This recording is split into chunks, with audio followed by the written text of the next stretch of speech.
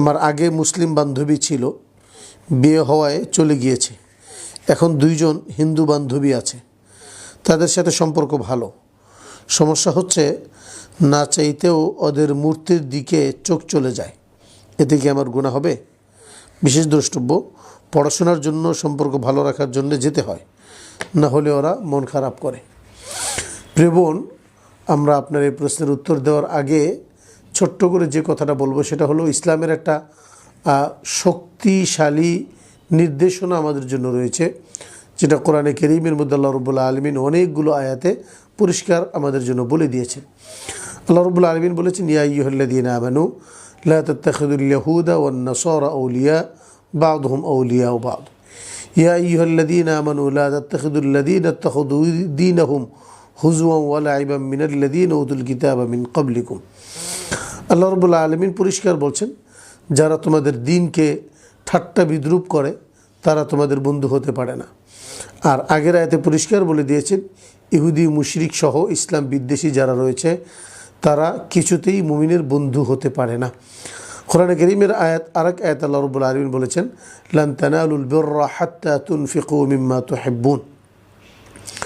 যতক্ষণ পর্যন্ত আপনি অমুসলিমদের ধর্ম, ইহুদি খ্রিস্টানদের ধর্ম গ্রহণ না করবেন, ততক্ষণ পর্যন্ত তারা কিছুতেই আপনার উপর সন্তুষ্ট হবে না। ফলে আল্লাহ রাব্বুল আলামিন রাসূল সাল্লাল্লাহু আলাইহি ওয়াসাল্লামকে সতর্ক করেছেন এবং সরাসরি মুমিনদেরকেও সতর্ক করেছেন। এই সমস্ত আয়াতগুলোর মাধ্যমে আমরা যে কথাটা ইসলামের পরিষ্কার সিদ্ধান্ত বুঝতে পারি সেটা হলো, এই হিন্দুরা কখনোই, অমুসলিম কখনোই, মুশরিক কখনোই মুসলমানদের বন্ধু হতে পারে না। আপনি যে বলেছেন যে আমার 2 জন হিন্দু বান্ধবী রয়েছে, এটা ইসলামের সাথে একটা সাংঘর্ষিক কথা এবং একটা সাংঘর্ষিক মনোভাব। ইসলাম বলে অমুসলিম কখনো মুসলমানদের বন্ধু হতে পারে না এবং আল্লাহ রাব্বুল আলামিন নিষেধ করে দিয়েছেন যে বন্ধু হিসেবে গ্রহণ করবে না। অতএব হিন্দু আপনার বান্ধবী হতে পারে না। আপনার রুমমেট হতে পারে, আপনার ক্লাসমেট হতে পারে, অন্যান্য অনেক কিছু হতে পারে, কিন্তু বন্ধু হতে পারে না। অতএব এই জায়গা থেকে আমরা আপনাকে সতর্ক করছি যে আপনি যে তাকে বন্ধু হিসেবে গ্রহণ করেছিলেন, বান্ধবী হিসেবে মেনে নিয়েছিলেন, আজকে থেকে এটা ভুলে যেতে হবে।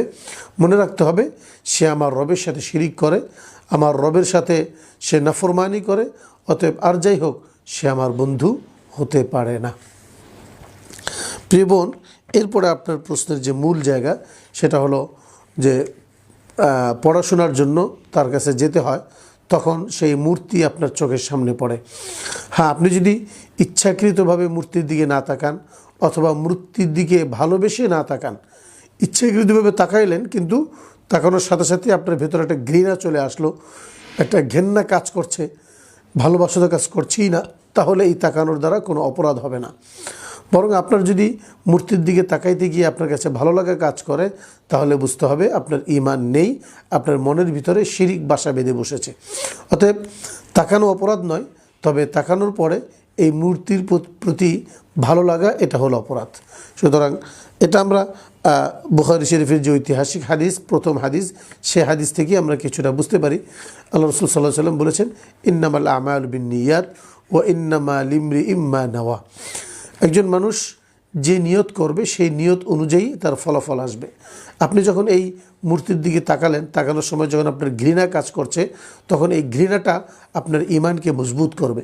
আর যখন আপনি মূর্তির দিকে তাকাবেন, পাশাপাশি মূর্তির প্রতি একটা ভালো লাগা কাজ করবে, তাহলে আপনার নিয়তের মধ্যে যে সমস্যাটা সেটা পরিষ্কার বোঝা গেল। এই জন্য প্রিয় বোন, কোনোভাবেই মূর্তির প্রতি ভালোবাসা বা ভালো লাগা কাজ করানো যাবে না। হ্যাঁ, যদি ঘৃণা থাকে তাহলে এটা আপনার জন্য বরং মঙ্গলজনক হবে।